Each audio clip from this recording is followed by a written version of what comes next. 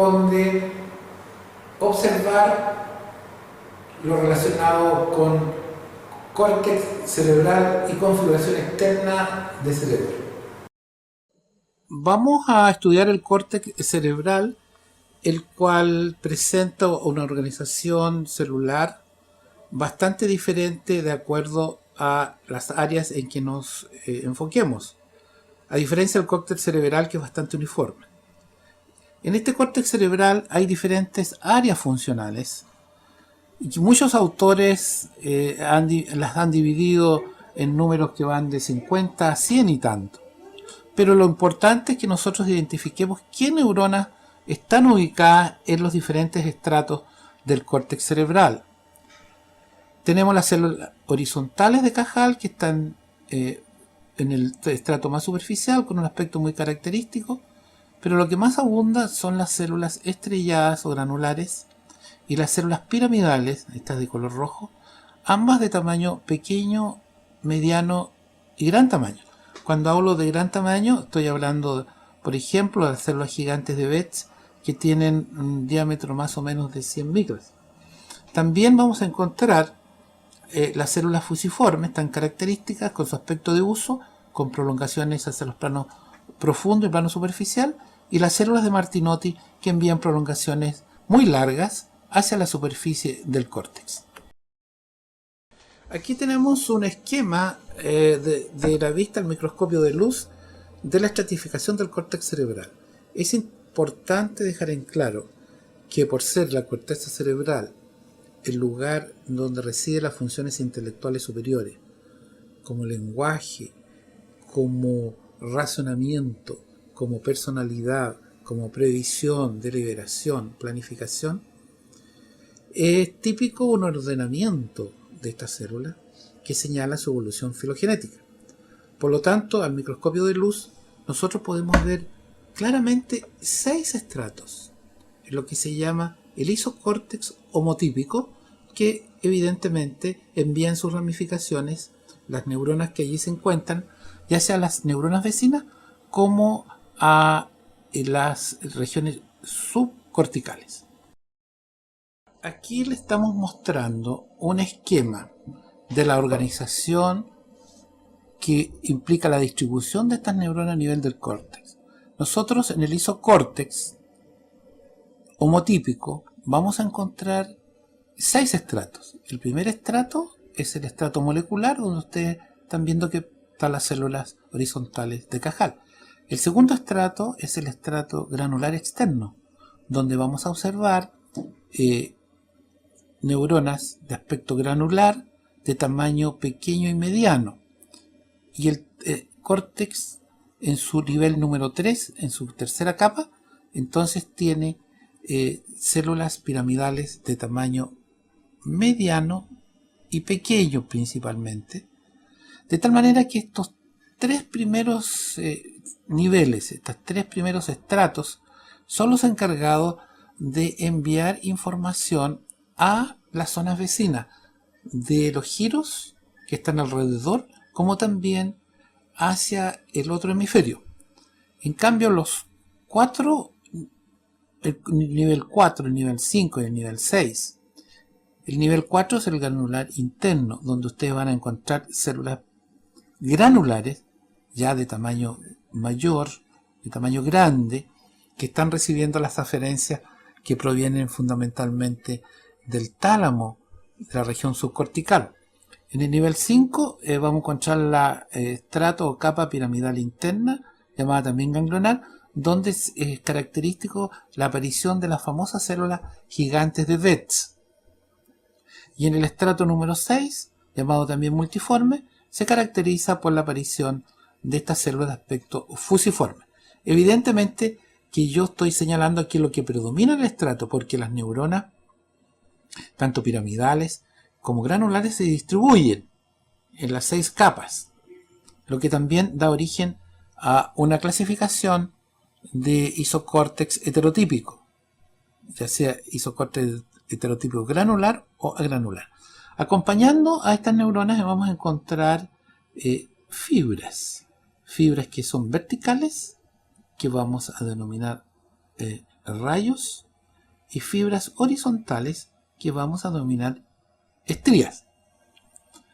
De tal manera que en síntesis podemos ver que hay neuronas de proyección, es decir, cuyos axones salen del córtex cerebral, como son las piramidales y fusiformes, y vamos a encontrar interneuronas, que son aquellas que actúan en forma intermediaria entre un tipo de neurona y otra, como son las células estrelladas y las horizontales y las células de Martinotti. De acuerdo a este esquema, académicamente nosotros vamos a hablar de un isocórtex con 6 estratos, un alocórtex que no tiene los 6 estratos, y un mesocórtex que es una mezcla entre córtex evolucionado, más evolucionado, isocórtex y el más antiguo, que es el alocórtex.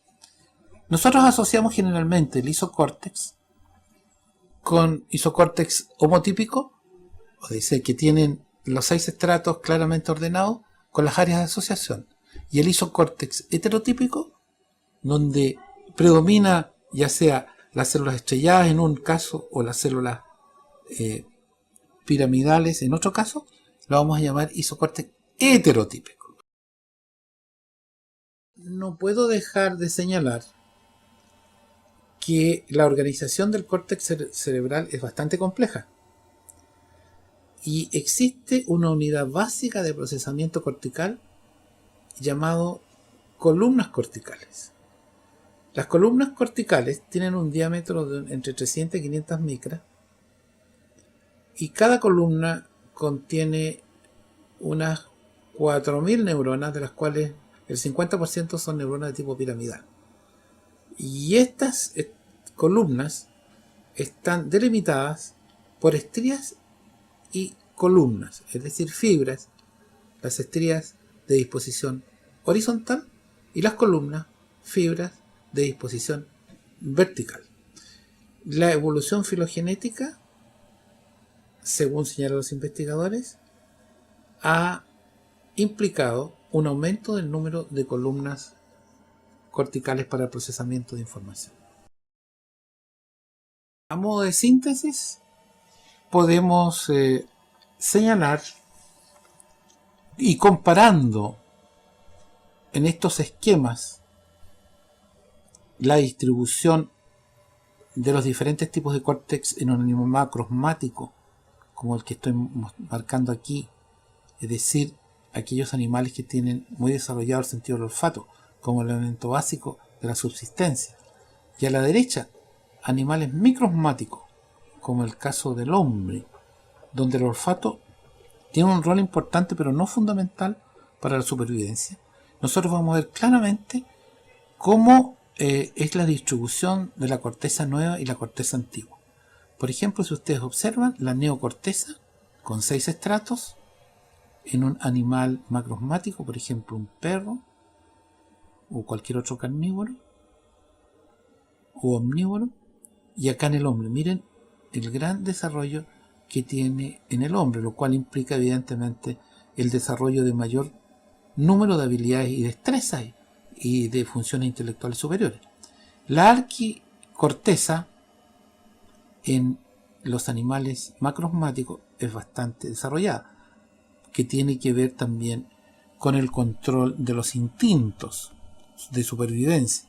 En el hombre, aquí en este caso, estamos mostrando el hipocampo, que también tiene una relación muy estrecha con la memoria a corto plazo, es bastante menos desarrollado que los animales macrosmáticos. Y lo que tienen muy notorio es la paleocorteza. La paleocorteza, que se asocia fundamentalmente con el sentido del olfato, que en el hombre evidentemente es mucho menor. De tal forma que podemos hablar de neocorteza, que es la más evolucionada, y la arquicorteza y paleocorteza, que pertenece a la corteza antigua, es decir, la alocorteza. Y también vemos, por ejemplo, a nivel del giro del cíngulo, la cara medial del hemisferio, la mesocorteza, que es una mezcla entre corteza nueva y corteza antigua, que en el caso del hombre es un área de asociación terciaria. Bien, señalábamos la complejidad que tiene el córtex cerebral. De ahí que se haya hecho un mapeamiento del mismo por autores como von Economo, Brodmann y otros. Nosotros vamos a usar para identificar áreas funcionales del córtex o localizaciones funcionales la clasificación de Brodmann, donde vamos a encontrar entonces áreas de proyección y áreas de asociación. Hablamos de áreas de proyección, aquellas que están emitiendo señales a distancia a las regiones subcorticales, como las áreas motoras que estoy mostrando acá, de control de movimiento. También áreas de asociación que nosotros relacionamos con el isocórtex homotípico, que está destinada al procesamiento y planificación de la información que sale y llega a las áreas de proyección. De acuerdo entonces a esta clasificación de Brodmann, vamos a marcar algunas áreas que nos parecen de particular importancia. Desde la región anterior, del polo frontal al polo occipital.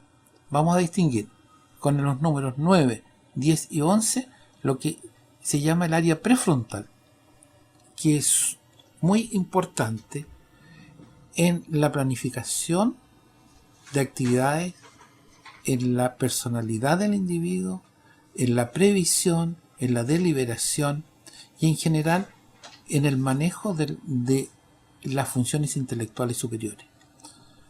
Vamos a ver también con los números 44 y 45 lo que se conoce con el nombre de área de Broca, que es el área del control del lenguaje articulado.